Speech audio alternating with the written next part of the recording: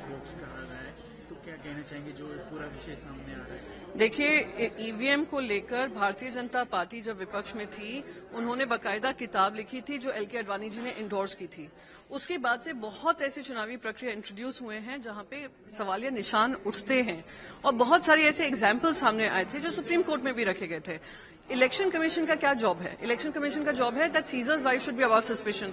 तो अगर किसी एक जन के भी इस देश में, वोटर के देश में मन में संदेह होता है, तो संदेह को दूर करना आपकी जिम्मेदारी बनती है। हमने as a united opposition election commission को पहले भी, चुनाव से पहले भी लिखा था, पर इलेक्शन कमीशन ने ना हमें समय दिया, ना हमारी बात को सुना, और उन्होंने 4 पेज लाइन की शायरी जरूर सुना दी थी, सस्पेशन क्लियर नहीं किया। अब जो मुंबई नॉर्थ वेस्ट में हुआ है, और कल इलॉन मस्क ने जो ट्वीट किया, इलॉन मस्क ट्वीट कर रहे थे पोर्टो रिको को लेकर के इलेक्ट्रिक मशीन्स नहीं होनी चाहिए, voting machines, they can be hack, छोटी मोटी कोई भी एआई से हो, ह्यूमन एंट्री से हो। ये उसको मुद्दा किसने बनाया? राजीव चंद्रशेखर जी जो फॉर्मर मिनिस्टर हैं, उन्होंने, भारतीय जनता पार्टी ने बनाया। इलेक्शन कमीशन से पहले वो जवाब दे रहे हैं। उनको भी इलॉन मस्क ने कहा कोई भी मशीन हो, फलाना ढिमका, no Bluetooth, no internet, no data, सब कुछ, वो भी हैक हो सकती है।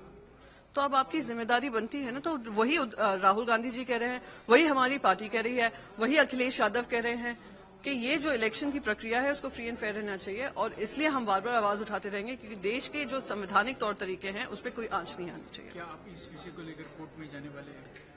हम मुंबई नॉर्थ वेस्ट के विषय को, अगर इलेक्शन कमीशन उसका संज्ञान नहीं लेती है, सीसीटीवी फुटेज से लेकर कैसे 19th राउंड के बाद हमें पोल जो काउंट हो रहे थे वो अनाउंस नहीं हो रहे थे, कैसे एक लीडिंग कैंडिडेट को 48 वोट से बैलेट पोल्स के माध्यम से हराया गया, बैलेट पोल जो सुबह काउंट होने चाहिए थे वो एंड में काउंट कर कहा गया कि वो हार गए हैं, ये सारा मुद्दा अगर इलेक्शन कमीशन संज्ञान नहीं लेती है, और जो इन्वेस्टिगेशन अभी वनराय पुलिस स्टेशन में चल रही है कि कैसे एक मोबाइल फोन, अगर इलेक्शन कमीशन के एक अधिकारी का फोन एक कैंडिडेट के रिलेटिव के पास पाया गया, कैसे पाया गया, क्यों पाया गया, क्या कारण था उनको हैंडसेट दिया गया था, ये सारी इन्वेस्टिगेशन के दायरे में है। हम इस मुद्दे को उठाते रहेंगे और मुद्दा बनाएंगे ही।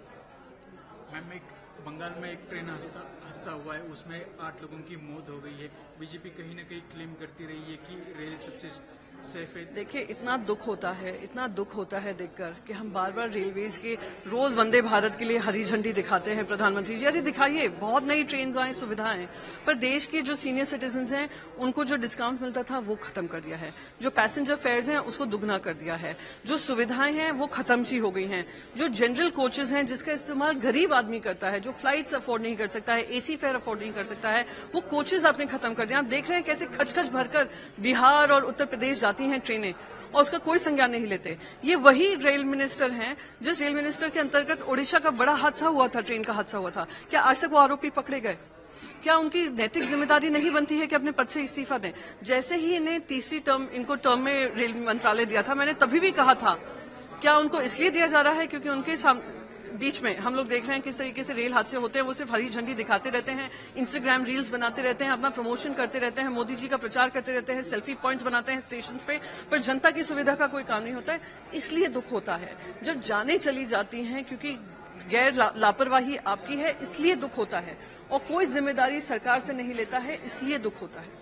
कर्नाटक के फॉर्मर सीएम और बीजेपी के लीडर, इनके ऊपर पॉस्को दाखिल हुआ है, आज सीबीआई इंक्वायरी हो रही है, तो क्या कहना चाहिए? ये इंक्वायरी चल रही है, इन्वेस्टिगेशन के दायरे में है। पॉक्सो एक सख्त कानून बना है, माइनर बच्चों के साथ अगर शोषण होता है तो मैं उम्मीद करती हूं कि जो बच्ची के साथ हुआ है उनको न्याय मिलेगा, और अगर कोई गलत कार्रवाई हो रही है, पर क्योंकि सीबीआई के दायरे में है, मैं उम्मीद करती हूं सीबीआई अपनी जांच अच्छी तरीके से करे।